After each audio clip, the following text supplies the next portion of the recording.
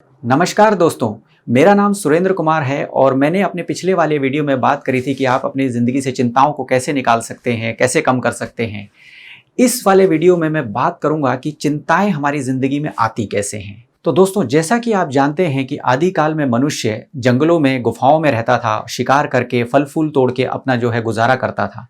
उस समय में उसने देखा कि कुछ जंगली जानवर जैसे शेर, चीता, भालू उसका शिकार कर लेते हैं। तो वो शेर, चीता, भालू से धीरे धीरे डरने लगा और जब भी वो जंगलों में घूमता और उसको कुछ आहट सुनाई देती झाड़ियों में, तो उसके दिमाग में खतरे का आभास होता और वहीं से उसके दिल में डर पैदा होता।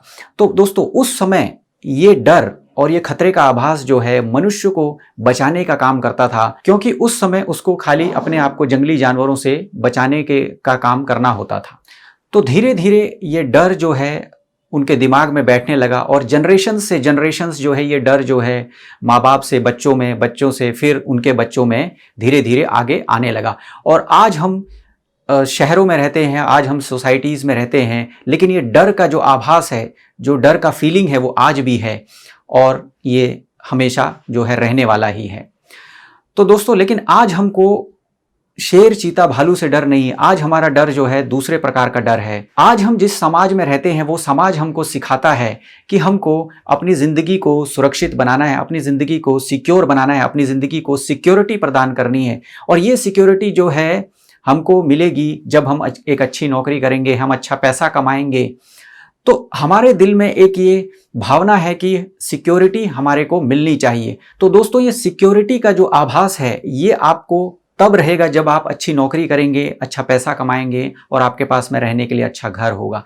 तो ये समाज के द्वारा हमको दी गई सिक्योरिटी की एक भावना है। दोस्तों, अगर मैं जनरल बात करूं तो जब भी हम ऐसा कोई काम करते हैं या ऐसी कोई सिचुएशन हमारे सामने आती है जो कि हमारी सिक्योरिटी की भावना के विपरीत होती है या उसको ठेस पहुंचाती है, तो हमको खतरा महसूस होता है और हमको डर की फीलिंग आती है हमारे दिल में, जो कि हमारे को आगे कुछ और सोचने नहीं देती और हमेशा हमारे दिमाग में वो डर बना रहता है। मैं आपको एक उदाहरण से समझाता हूँ। मान लीजिए एक व्यक्ति को एक इंटरव्यू का कॉल आता है, तो जैसे ही उसको वो इंटरव्यू का कॉल आता है, उसके दिमाग में ये ख्याल आने लगता है कि उसका इंटरव्यू सक्सेसफुल होगा कि नहीं होगा, उसको नौकरी मिलेगी कि नहीं मिलेगी, अगर उसको नौकरी नहीं मिली तो क्या होगा।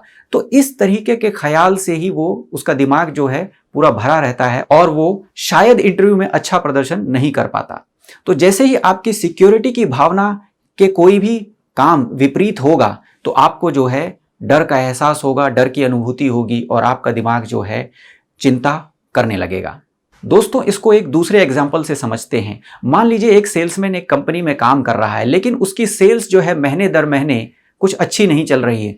तो उसको एक डर लगने लगता है कि कंपनी कहीं उसको निकाल तो नहीं देगी। अब ये डर से उसको दूसरा आभास होता है, दूसरा चिंता होती है कि कहीं अगर कंपनी ने उसको निकाल दिया तो वो अपने बच्चों को क्या खिलाएगा, अपने बच्चों, अपने परिवार को कहाँ रखेगा।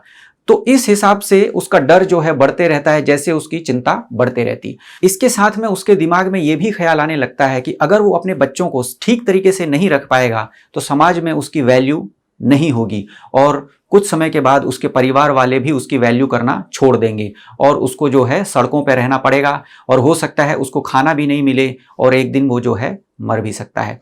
तो इस तरीके के ख्यालों से दिमाग पूरा भर जाता है और आदमी की काम करने की क्षमता को बिल्कुल कम कर देता है। तो देखिए दोस्तों, जो डर पहले आदमी के लिए एक सर्वाइवल इंस्टिंक्ट था, एक उसके बचाव की प्रवृत्ति थी, लेकिन आज वही डर आदमी को ऐसा बना देता है कि उसकी क्षमता कम हो जाती है काम करने की। वो नए कदम नहीं उठा पाता और डर के मारे जिंदगी में आगे नहीं बढ़ पाता। तो दोस्तों, ये तो हमने समझ लिया कि डर आज हमको हमारी जिंदगी में आगे नहीं बढ़ने देता, लेकिन इसका उपाय क्या है, इसके लिए हम क्या कर सकते हैं।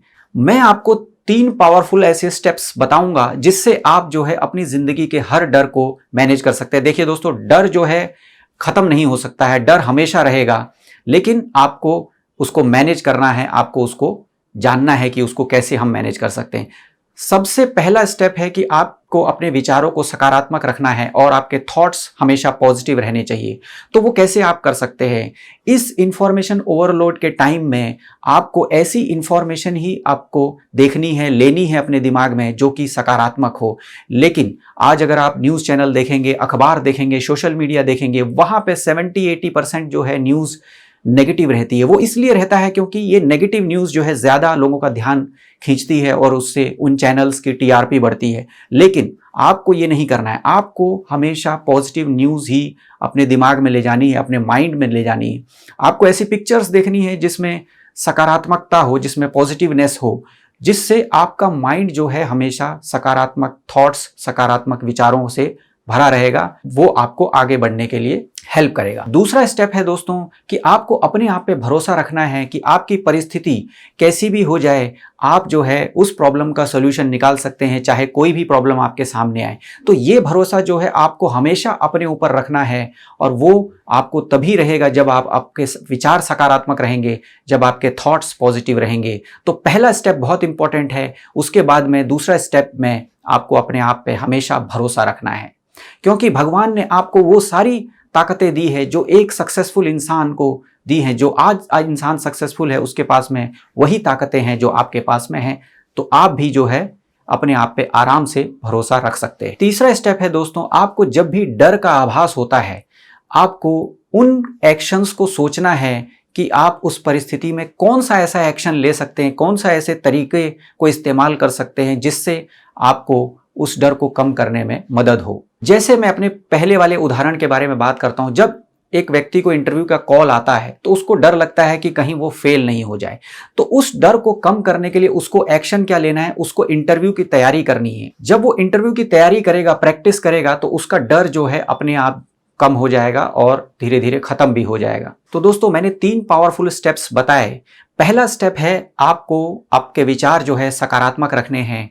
दूसरा स्टेप है आपको अपने ऊपर में भरोसा रखना है। तीसरा स्टेप है आपको ऐसे एक्शंस पे काम करना है जिनसे आप डर को कम कर सकते हैं।